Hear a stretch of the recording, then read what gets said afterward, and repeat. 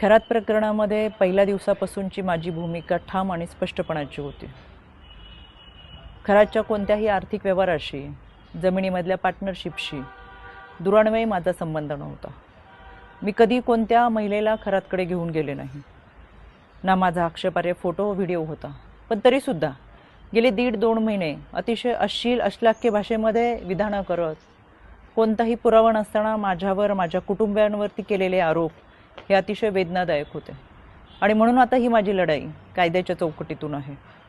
इतरांप्रमाणे माझ्या कुटुंबियांनी खरातला गुरु मानलं होतं आणि म्हणून जो पाद्यपूजेचा व्हिडिओ होता तो अतिशय जुना व्हिडिओ होता। त्यावेळेस मी आयोगाचे अध्यक्षही नव्हते, पण तरीसुद्धा खरात प्रकरणाचा तपास हा पारदर्शकपणे व्हावा यासाठी मी राज्य महिला आयोगाच्या अध्यक्षपदाचा आणि प्रदेशाध्यक्षपदाच्या अशा दोन्ही पदांचा राजीनामा दिला।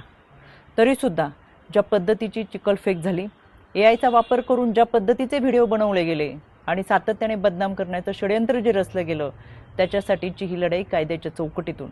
आणि म्हणून आशा मिरगे या बाईने डिबेट शोमध्ये अतिशय असभ्य भाषेमध्ये जी विधानं केली, ती विधानं ऐकून तर मला आश्चर्याचा धक्काच बसला। आणि म्हणून मी 4 एप्रिलला पहिली नोटीस ही आशा मिरगेला पाठवली होती। कायद्यापासून पळ काढताना स्वतःचा बचाव करण्यासाठी या बाईने ही नोटीस स्वीकारली नाही, म्हणून पोस्ट ऑफिसच्या माध्यमातून 2दा ही नोटीस परत घरी पाठवली। एकूण 3 वेळा नोटीस पाठवली गेली, पण ही नोटीस या बाईने स्वीकारली नाही। अनक्लेम म्हणून ही नोटीस परत आली आणि म्हणून मला माझगाव कोर्टातून फौजदारी फिर्याद दाखल करावी लागली। माननीय न्यायालयाने याची दखल घेऊन आशा मिरगेला 2 जुलै 2026 रोजी सकाळी 11 वाजता कोर्टात हजर राहण्याची ऑर्डर काढलेली आहे।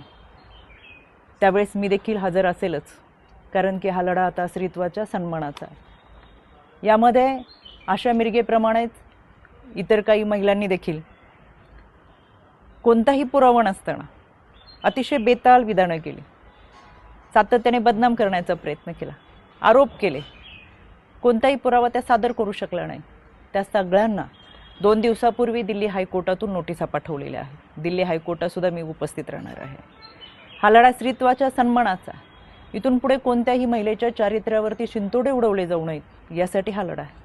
आणि म्हणून खऱ्या अर्थानं हा महाराष्ट्र छत्रपती शिवरायांच्या विचारांचा महाराष्ट्र, जिजाऊ सावित्री अहिल्या रमाई भीमाईचा महाराष्ट्र। संपूर्ण वस्त्रात असलेल्या स्त्रीला विवस्त्र करण्याचा प्रयत्न या विकृत मनोवृत्तीच्या लोकांनी केला आणि म्हणून या विकृतीच्या विरोधातला माझा लढा आहे। ही लढाई मी निश्चितपणाने लढेल। पहिल्या दिवसापासून जे सांगत आले ते आजही सांगते। सत्य प्रखरतेने तुमच्या समोर आहे। कोणताही पुरावा नाही, कोणतेही दुष्कृत्य गैरकृत्य कधीही केलेलं नाही। इतरांप्रमाणे आम्ही हे आध्यात्मिक गुरु खरातला मानलं होतं, याच्या पलीकडे आमची कोणतीही भूमिका नव्हती। आणि म्हणून हा लढा मी कायद्याच्या चौकटीतून लढते। 2 जुलै सकाळी 11 वाजता आशा मिरगे हाजीर हो, मी स्वतः माझगाव कोर्टात असेल।